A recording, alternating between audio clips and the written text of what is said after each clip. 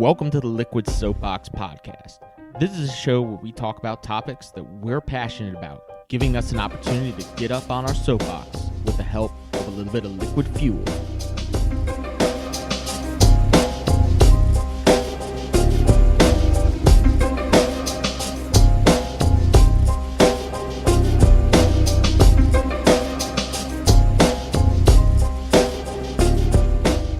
Welcome to the Liquid Soapbox Podcast. I'm Domenic Battistella. I'm your host, and I have my co-host with me, Clint Webb. What's happening?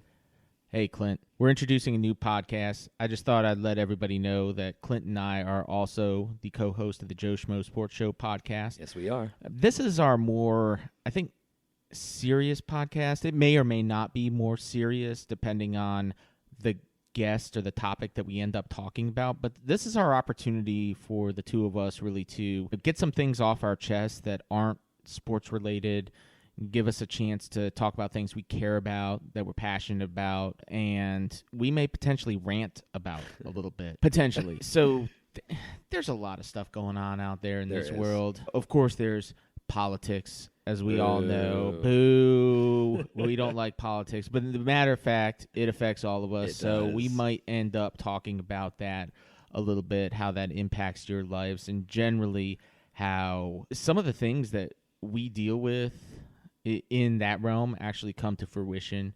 We're going to have guests to come on here and talk about some of that stuff.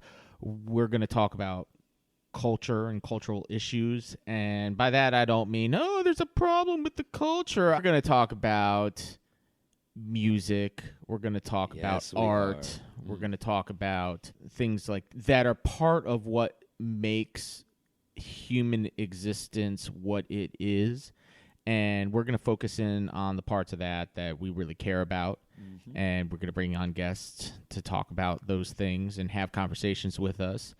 And, of course, the most important thing I think about the Liquid Podcast is to understand that we're going to do this with the help of certain brown liquors from time to time. Yes, and like today. That we're not going to overconsume, but just enough to take the edge off of the verbal filter about some of the things we care about to make the show interesting and real. This show is intended, I believe, to have an edge. Yes, yeah.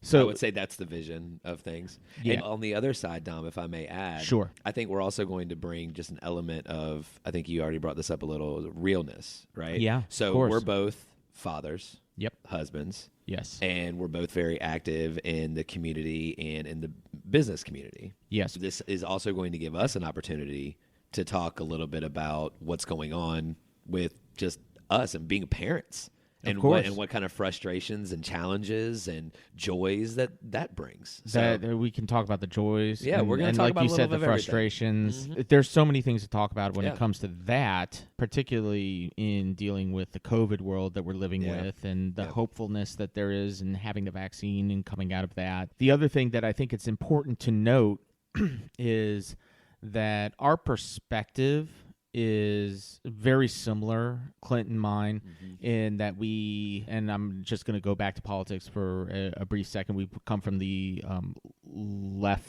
more left side of the political spectrum, which means that we'll often balance that out with guests that come from another political perspective. Yes. So that we can have good, honest conversations with people and But- not combative. I'm Right. talking about getting to the root of an issue Exactly. and trying to come to an understanding with other people about how they come to their perspective, having empathy with where that perspective comes from, and seeing if we can come to some common ground. Yeah.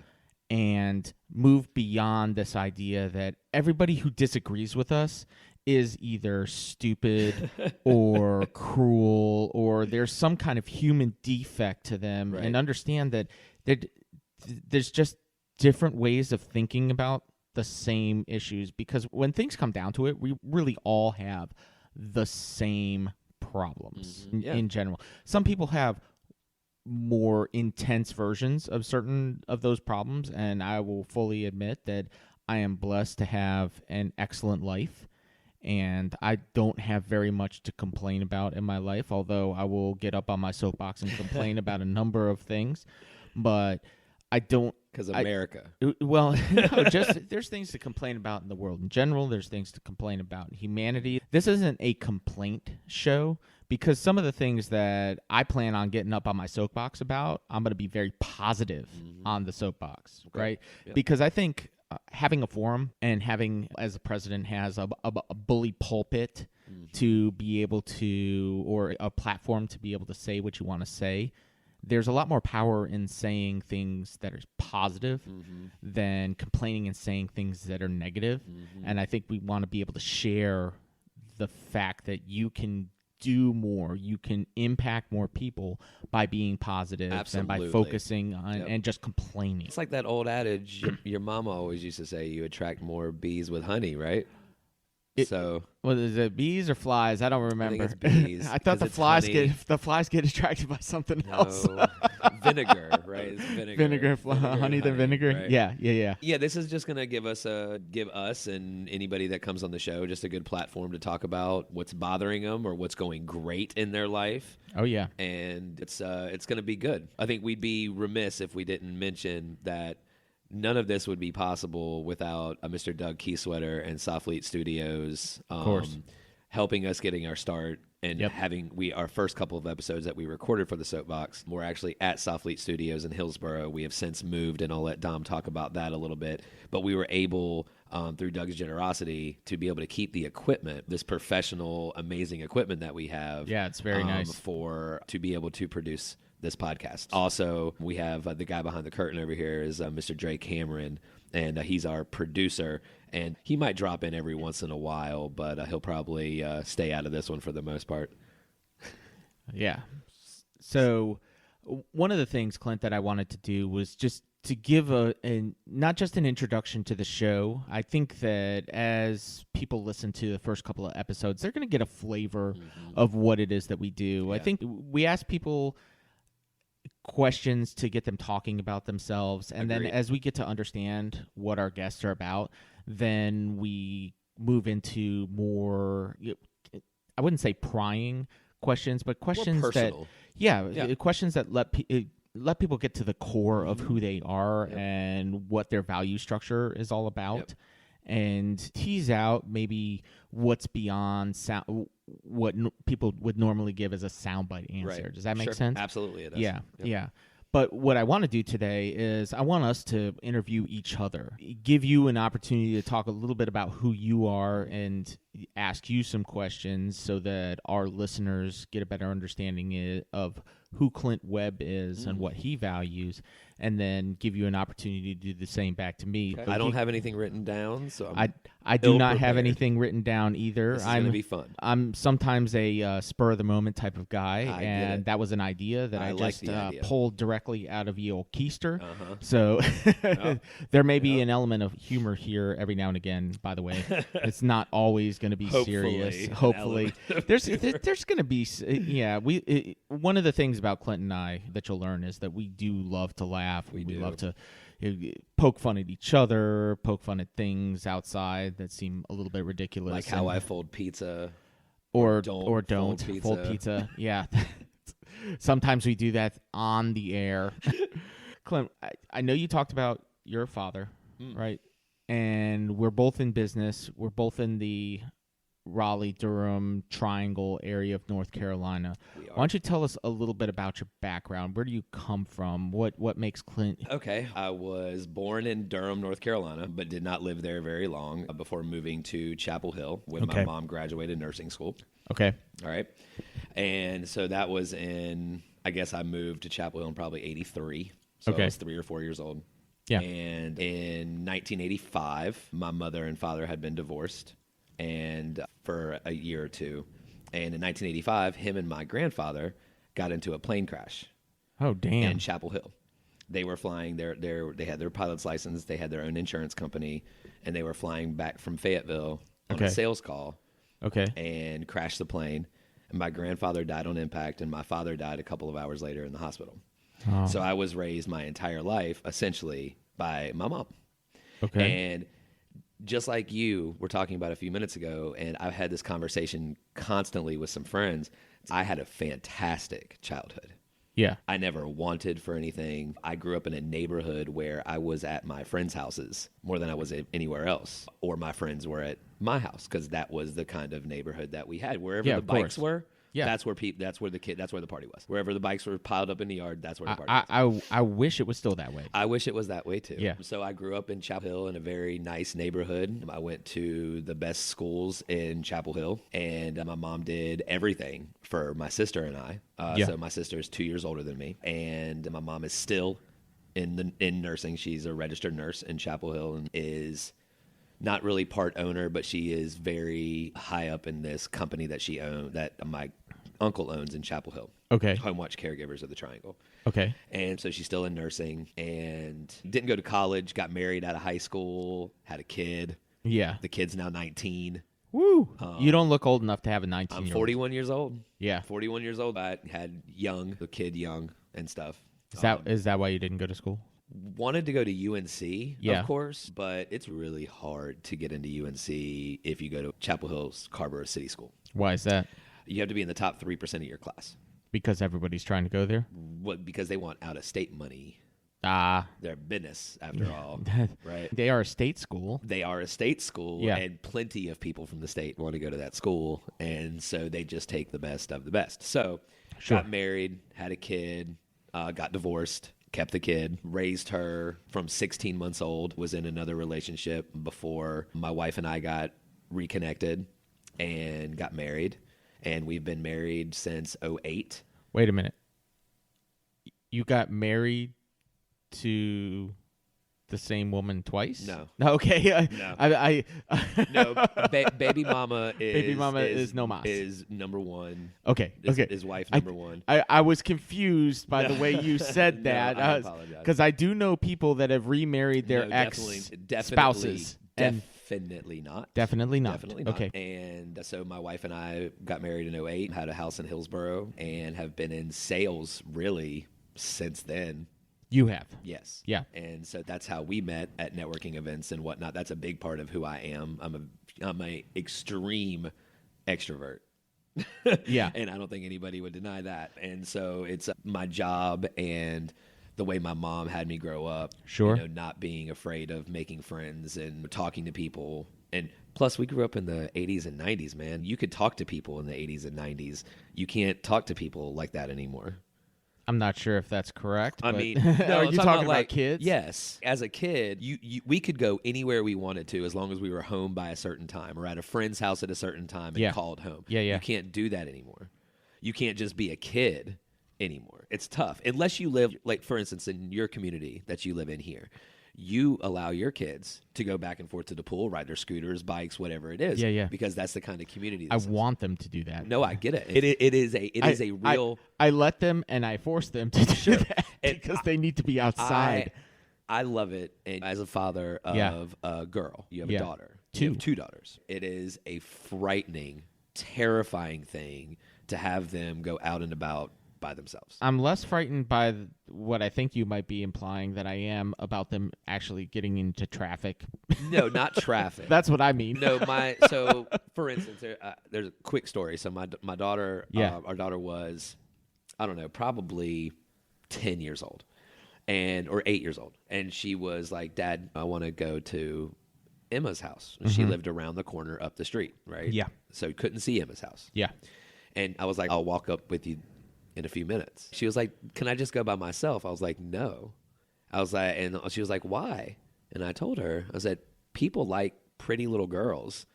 I said, and I am not willing to let you walk around the corner, up the street, away from my view, and not if something happened to you, being able to live with myself. Yeah, I think it's got to be a little bit different for having girls than boys. Plus, she's our only one. Yeah. So I can see there being quite a bit more protection there. Yeah. Of course. Yeah. And we live in a nice little small town that doesn't have really high crime. Sure. We live in a nice neighborhood, but it's not like this one. It's not connected with a bunch of things. It's not like a community. It's more of just an old school 80s houses. A bunch of houses. There's no HOA is what you're saying. There's no sidewalks, no HOAs, no swimming pool. I got you. So let me ask you a question, Clint. I want to go back to something you talked about briefly with your father and grandfather passing away in the plane crash. How do you feel like that impacted you? Oh man, at the moment it was just like I was too young. I was 5 years old. It was right before my 6th. It's old enough to have formed a bond with your father. So here's the thing. So my mom and dad weren't really together like that for my life. Okay. So they were separated and then divorced. Okay. So they've been divorced for a few years. Okay. Right? Like so, legally divorced for a few years. And looking back, not having that male figure, I guess, probably would have made a huge difference. I can only imagine. But my mom was also my dad because she's the one that got me so into sports. Sure. She's the one that drove me to tennis matches, to baseball games, to whatever. So she was my dad in that aspect. But it's different. But your father was you didn't have nearly as close of a connection with him than. Okay. I know some of his best friends from high school. Yeah. Better than I knew my dad. Wow. But that's because I've had adult relationships with them. So that makes sense. Like David Hackney and Robert Humphreys, they're friends. Okay. And so they were friends with my father. They were in the same band together. Wow. That kind of stuff. Yeah, my dad was a drummer. That's cool. Yeah. Yeah. And he was a cut up, apparently. Well, but please define a cut up. Apparently, he was the personality in any group. He was the life of whatever the party was. So what you're saying is you got your extrovertedness potentially from him. I came by it honestly. And my mom's not an introvert either. Gotcha. So she's an extreme extrovert as well. Okay. Yeah. And she's the life of the party too. It's our whole family. Her whole side of the family is like that. His whole side of the family was definitely not. Yeah. So there's one other thing that you didn't mention that I think people need to understand about you. Okay. Is that you and your wife are the primary caretaker for your wife's grandmother? Correct. Yes, Meemaw. Yeah, so Meemaw and my wife Brandy, they live 3 miles away from our house. She has to be there basically 24/7. She has to be there all the time. She is her grandmother's primary caretaker. Yes. Because she has vascular dementia. Yes. And so it's hard. How long has she been the primary caregiver? 3 years. 3 years. Holy moly. Yeah. Almost 3 years. Yeah, that's the... No, almost 4 years. Because her grandfather died in 2018. Yeah. And she was living there then to help take care of him as well. Wow. Yeah. And that's difficult. Yeah. Oh, it's definitely not easy. It makes it easier that it's close, but that's also something that makes it hard. Recently, though, because we have 3 dogs, and then the 2 bigger dogs lived with me and Layla at our house. Sure. And because our lifestyle is networkers, yes, and in business sales, we're not really at home all that much. And I'm actually over at Meemaw's helping and just being over there with Meemaw and Brandy more than I am at home because Layla's got a job. She had to. She's in college, and so she's never home. Yeah. So we moved the dogs over to Meemaw's. Okay. And since then, like, it's been great. And I've been spending 8 to 12 hours a day over there. If I can. Yeah. How has that impacted your relationship over the past several years? It's definitely been hard. We've had our challenges. Yeah. Yeah, we've had our challenges, but we're still here. Yeah. Boy, you talk about a challenge with COVID in our situation. Oh, no doubt. So because of who I am and how what I you work do, and what I do, I had to spend time with my wife in the driveway, having drinks and food and playing games in the driveway or in the garage, and I couldn't go into their house. That's right. I remember days sitting outside of the kitchen window in a yard chair while Brandy cooked dinner and us just having a glass of wine and talking to each other. I just can't. I'm having a difficult time. I can empathize and realize that's a really difficult situation. Yeah. But I can't even fathom what it's like putting myself in your situation or her situation where you guys live 3 miles. You're together, but you're apart. Yep. Right? Yeah. It's tough, but we're still here. Yeah. I mean, Brandy and I have been we first started dating in 1995. Oh, wow. We were freshmen in high school. the summer of our freshman year in high school. Okay. Yeah. Okay. And then how high school relationships go.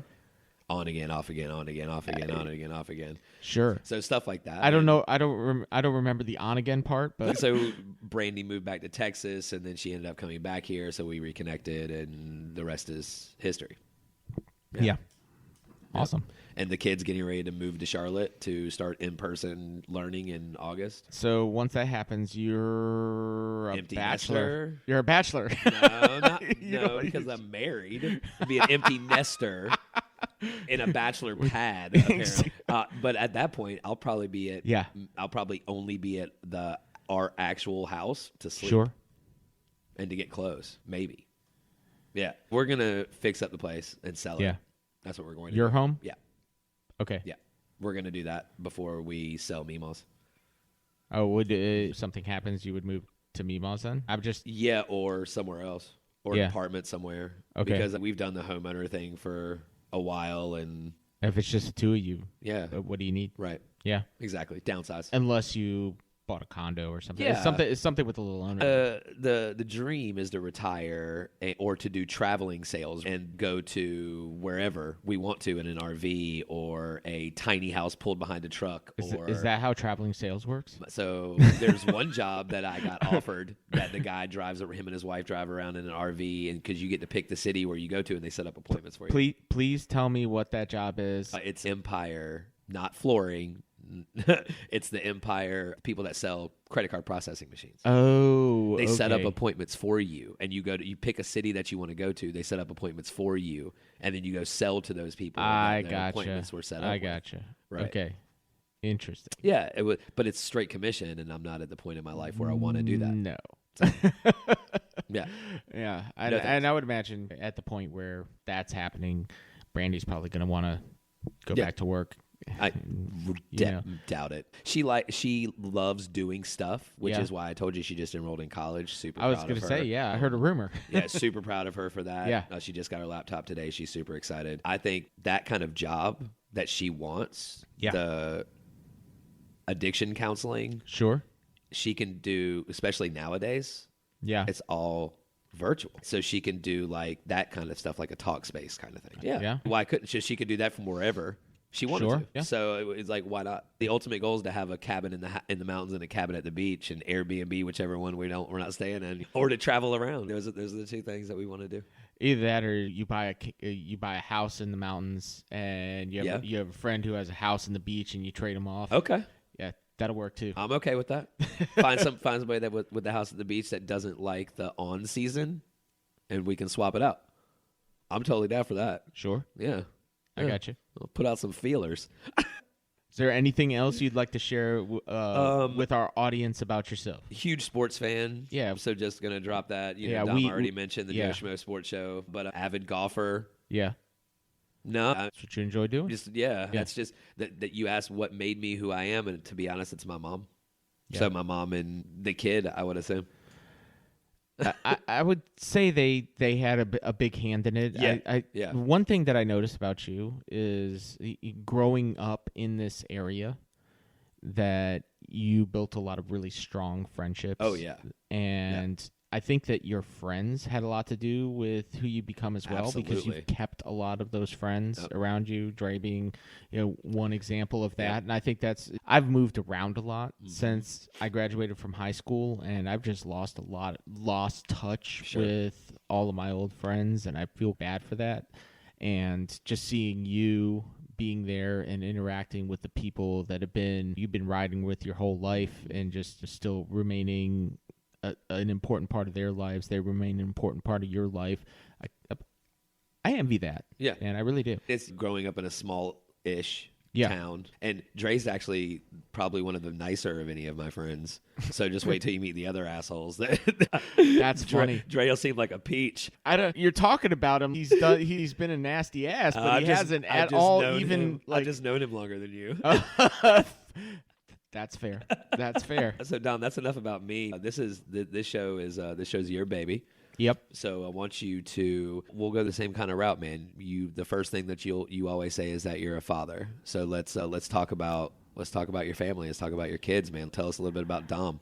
Sure thing. And the Battistellas. Yeah. So I'm a father. I have 3 kids.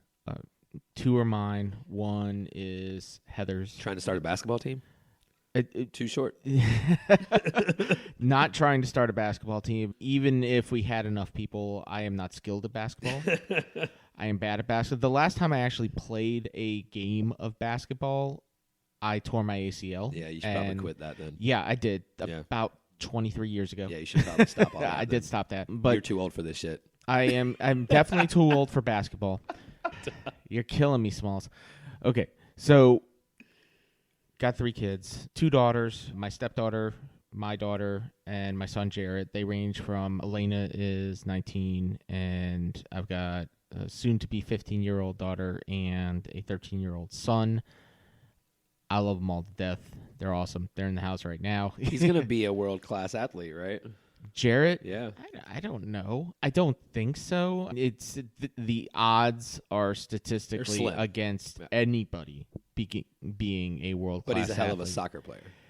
He is doing a hell of a job with his soccer team. I'm very proud of him for that. And I go there and I cheer for him. Hopefully, coming up soon, we'll be starting softball again. So my daughter Annika plays softball. Okay, so I got to ask because I am. Yeah. I used to be. What kind of dad are you? I'm the head coach of the team. Okay. Yeah. So you're not allowed to be obnoxious. I'm not allowed to be obnoxious. I'm the coach. Right. So you're not allowed to be obnoxious. I've gone beyond the obnoxious dad sitting in the stands to actually, I can't sit still so much that I have to participate. So you're the soccer coach too? I am not the soccer coach. Okay. So what kind of dad are you for soccer games? Depends on how the game's going. Depends on how the game's going. I will continue. Yeah. Sorry. Let's see. So you haven't mentioned Heather yet. I mentioned her briefly, but you said we were both married. We're actually not both married. And so Heather and I are engaged. We've been in a long-term relationship. We're essentially married, but we're not officially married. We are engaged, and she's put up with you for this long. She's put up with me for this long. She moved across the country to be here with us, with Elena. So I think she's fully committed. I'm fully committed. We've been together now for over 6 years. That's almost common law marriage. It's getting close. 7 years, right? Yeah, exactly. So the first year of our relationship was long distance. She was living out in Colorado, and I was out here, and we decided we can't do the long distance thing anymore. It just doesn't work for us. We want to be together, and so we decided to make the move. That's cool. It's exciting. Colorado's a beautiful place to live. Colorado is a beautiful place to leave. It's a beautiful place to live. It's a beautiful place to visit. Yes, it is. I swear, the first time I ever went out there, man, I hadn't been out there until I was an adult. Just driving out into the Rockies from Denver, it's pretty breathtaking. It's possibly the most gorgeous scenery I've ever seen in my life. It's insane. I still want to go to Yellowstone because I've heard that's up there in the United States. So I want to do that. I've kind of been like at the gate of Yellowstone. I haven't really gone in, but right there in Bozeman, Montana. Mm-hmm. So Heather's originally from Bozeman. Excuse me, not from Bozeman. She's originally from Montana, and she was only living in Colorado because she was working for the U.S. Forest Service as an engineer, and she got a position down there. So she's smart. She's brilliant. Yes. She has her master's degree in civil and environmental engineering. Say building stuff. Her specialty is water systems engineering. So she is able to calculate the flows of water and liquid dynamics and stuff that I don't understand. That's above my pay grade. She starts getting into the math things, and I'm like, I glaze over. I start to see stars, and I'm just like, yeah, I'm good. Thanks. You know, when Brandy said she was taking college math, I said when the alphabet starts to get involved with math, that I'm out. So I'm good with the alphabet but when it becomes the Greek alphabet, then I'm a little fucked. That's problematic. Heather's awesome. She works right now. She's a engineer at the National Institute of Health and Environmental Sciences here at RTP. She's kind of a big deal. Yeah, she's a big deal. She's awesome. I'm lucky to be with her. He is that's lucky for sure. to be with her, for sure. Yeah, and in more ways than just she's amazing. So there's lots of things that go into that. And let me go into a little bit of my background. So you asked me about being a dad and having kids, and I feel like I'm a relatively involved father. Yep. I try to be at all my kids' games and help them with their homework and be here to make them dinner. That wasn't necessarily always the case, and I'm not saying that because I wasn't a dedicated father, but there's just things that were different about my life in the past. But I'm going to rewind like you did all the way to the beginning. You talked about being born in Durham. I was born in Norfolk, Virginia. I grew up in Virginia Beach. Yeah, exactly. 757. It's a little bit more it's a little bit trashed right now. It was a lot, but my perception it was a lot nicer when I was a kid. Yeah, I bet. I just let you know that right now. Grew up there. I was a swimmer for most of my young life, so I swim on a USS club team. My training group at my highest level included Mary T. Maher, who was the world record holder in the 100 and 200 butterfly, multiple people who were on the national team, people who went to the Olympic trials and Olympics. And what was your specialty? My specialty was backstroke. So I was a junior national backstroker. Okay. Yeah. But I stopped swimming right at the beginning of my junior year of high school. There was, it was an interesting thing that happened. So we had a legendary head coach who was overseeing our team at the time. His name was Bill Peak. Now, he used to be the head coach at the University in Kentucky, and he was Mary T. Maher's coach back in the 1980s when she originally set those world records, and he moved into the club side and was our head coach. And somewhere about our junior year, he was moved out of the club for whatever reason, and I don't know why. I wasn't involved in the politics of it, but it hit me pretty hard because I had a really great relationship with him. And so I decided, it was time for me to do other things. I realized at that time that I probably wasn't ever going to be, an Olympian. I could probably get a full ride scholarship and do it all the way through school. What do you do with that afterward? And I wanted to try some other things. So and you found your passion. I found another passion, which was I started on my high school's debate team. I know that sounds like that's the nerdiest thing I've ever heard in my life. Except it's not the not nerdiest thing I've ever heard. It's definitely not the not nerdiest thing. Okay, so it's not like being on the chess team. The debate team in my school, they were actually the cool nerds. You're talking about... Is that an oxymoron? No, it isn't. Not anymore. Not anymore. No, you're talking about the people... Back in the 90s, though. Back in the 80s and 90s. You're talking about people who were relatively involved in school and were very extroverted for the most part, because you're talking about people that were getting up in front of people, right? In front of people and giving public speeches. Yeah, presenting an argument. Exactly. So you're not talking about people that couldn't bring themselves to look at another human being in the eyes. You're talking about people that were performative, but weren't that performative that they went to the drama club.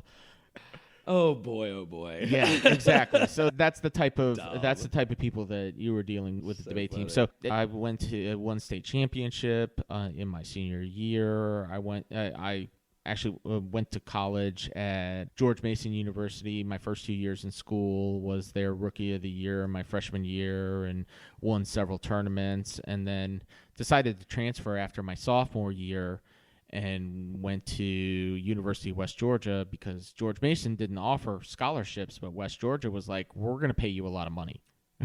So I went there. Yeah, free school versus paying full price. Yeah, let's do that. Went there, competed heavily on the national circuit, and a lot of my what of me as being an analytical and doing research and knowing my shit and what I'm going to talk about before I open my mouth comes from that experience. Oh, I bet. Yeah, because you can't afford to be wrong on the stage like that. Exactly. Right. It's not just you can't afford to be wrong, but the other people are also being extremely well prepared. Right, sure. So they're going to stay. You have to be prepared for anything that comes out of their mouth. Right. Can't let them outwork you. Exactly. Exactly. And it was essentially like preparing for a sport all the time. I would say I did more research and prep and brief preparation than any attorney has done in 10 years or more. So then I got to know. Yeah. What was the driving force or the event that sparked you moving from being a college kid on a national debate team to wanting to be a chef? Ha. Because yeah, I went from that to being a chef. So you are a cordon bleu trained chef. Yes, I am. You went to a very high-end culinary school. I went to the Cordon Bleu Academy. Right. Yeah. So, I'm a trained French chef. This is what I'm saying. Yeah. So what happens after I finished school, after I finished my undergrad, I had this choice to make. What am I going to do with my life? And one path, down the normal path for somebody who came through the types of programs that I came through, I would was think like news anchor. Go to law school. Okay. Or yeah, that. Yeah. That's what a lot of either they went to law school to pursue a degree in law and go into politics, or they would go into graduate school and basically become career academics. Sure. I could see that. Right. Tenured professors, et cetera, et cetera. Oh, tenured professors, but usually they would go along the track of also being speech and debate coaches and program directors and things like that as well, because the programs that were highly competitive, that were offering full ride scholarships to students like that, that was a huge prestige thing. If you were in the finals or win the national debate tournament or some of these, that was the championship every year, but some of these other major tournaments, and you can, especially if you're a small school and you can come in and say, hey, we beat Harvard, we beat Dartmouth, we beat Princeton. That's a big fucking deal. All right. So for these universities. So cut this out if you want to. Sure.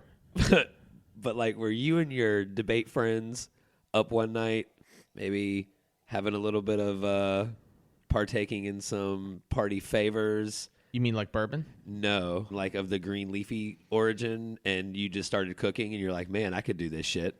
No. No, how did this happen then? That's not how that went. So let me just say that there were two types of people who were in collegiate debate. There were people who did, and there were people who did not partake. And they were about 75-25 on the partake side. Sure. It's a lot of, from what I understand about debate, because I've had some friends that have done this. Yes. It's stressful.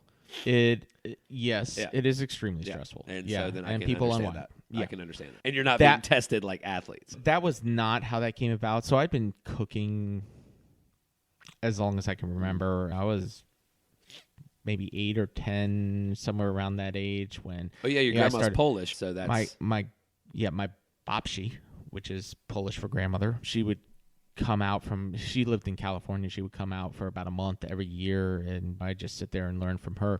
But I was 8 years old, started making cookies in my house on my own, and by the time I'm in my teens, I'm making my own dinners, my own sauces, and cooking dinner for the family, things like that. So I've always been into cooking, interested. I mean, our family is very food centric, being ethnic. My father's Italian, my mother's Polish, so I always had an interest in cooking, and while I was going to school, working in restaurants and things like that, and always in the back of the house, always in the kitchen. So I did have some experience in that coming out of school, and what really tilted it for me is, so my last year of school, I ended up reading a lot of this guy named Pierre Schlag, and he had a critique of the normative legal system, and being a young and overly thoughtful and also idealistic person at the time, decided, based upon all of this new information that I had absorbed from this individual, that I couldn't go and become part of the system of law and be able to look myself in the mirror. Yeah, I get so that. I started looking for something else to do, and I thought culinary school would be a great option because I'm passionate about cooking. The background. I have the background. I've already been working in restaurants, so I know what it's about. Yep. And so I enrolled in culinary school, and 20 years later, had been a chef for that long. And then I finally got out of it. There's a lot of reasons for that, but one of which is that I have a family, and takes up a lot of time to be a chef.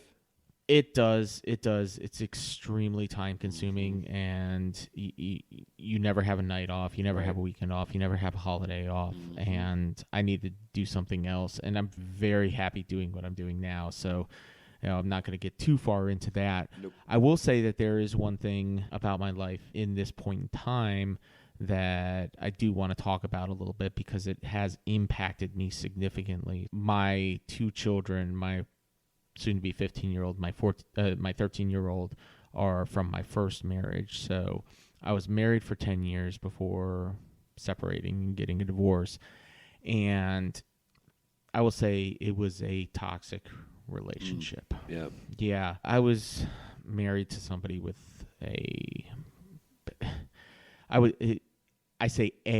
there were probably multiple severe mental illnesses. One was definitely severe bipolar disorder, extreme mania, a lot of diagnosed delusions, grandeur, paranoid delusions. I'm almost 100% positive that there was also a lot of cluster B personality disorder mixed in there, such as narcissistic personality, borderline personality disorder. And I spent a lot of time there basically losing my sense of self. And it took me several years after the dissolving of that relationship for me to gain my footing again as an independent person, but just as somebody who was sure of my own perception of reality.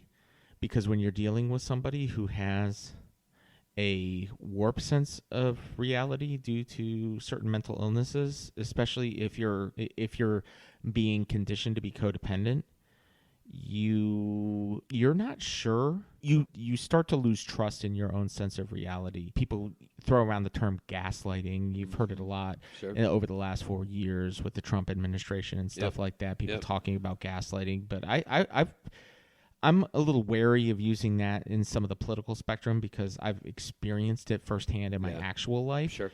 And that shit will fuck you up mentally. And I had to go through a lot of therapy and things like that. And that's being real. There's going to be times in this show when we get on a topic like that, and I'm going to have a lot of very passionate things to say about toxic relationships, about mental illness, how it's to be treated, how it's stigmatized, how, to get people early recognition of it so that they can get the treatment that they need, because it's not just damaging to them, it is very damaging to the people around them. And I lived through it, and I don't want anybody else to have to live through that. Well, and luckily we have enough friends that will come on the show to be able to talk about things like that. Oh, for sure. So 2 very specific ones that I can think of. Yeah, and of course. And the other thing, of course, is talking about divorce and those subjects. You've been through that. I've been through that. And that's going to be a topic that we'll get into at some point in the future, I'm sure. Yeah, what we deal with in our lives. What not only us, but more than half of the country. Oh, easily. And have dealt with. So it's very relatable. So you're definitely not on your own there. And I envy the people that have an amicable split with their spouse. They get to co-parent and then go about their way and just do what they're going to do. And if you have, or even parents that, the other partner doesn't want to have anything to do with the child, and they just, okay, that's fine. I understand that. But having that contentious situation, that maybe it's just my perspective because that's what I'm dealing with. Sure. But man, I don't think it's definitely not just your perspective, Tom. So, I mean, as you say, we'll have plenty of opportunities to talk about real things like this that are going to make this show super relatable. It's just, I want to give everybody who's listening a preview of some of the upcoming episodes. So we have an episode where we talk about the January 6th attack on the Capitol, and there's some different perspectives on that.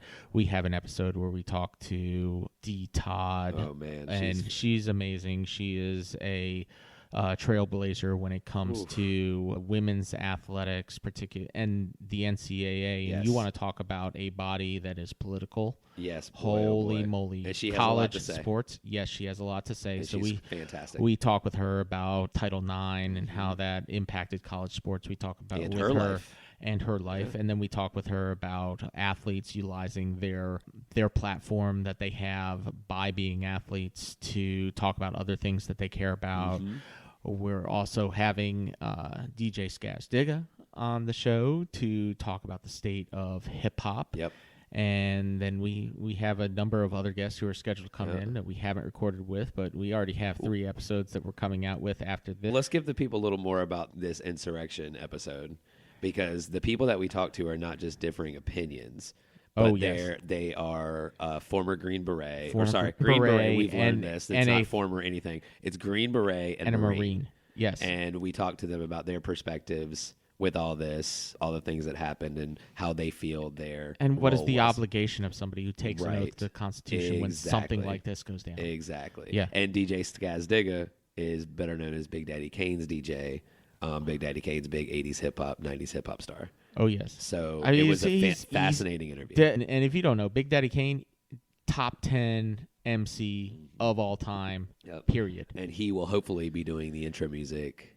That would be dope. He already did our intro music for the Joe Schmo Sports Show. Yes. And hopefully he will be doing the intro music for the Liquid Soapbox as well. Yeah. So I think that's all I want to talk about. I think we have got a good introduction to each of us for our audience. Even if you didn't listen to, in the past, our introduction to Joe Schmo Sports Show, we really just, in that one, talked about our sports biases. This is our personal life. This is going to be the show that is about us as who we are. As real folks. That's right. Yep. I don't have anything else either, Dom. I mean, I'm good for a wrap, brother. I'll tell you what, man. Thanks for being here tonight, Clint. Absolutely. I appreciate it, and I look forward to many successful episodes. Absolutely. Cheers.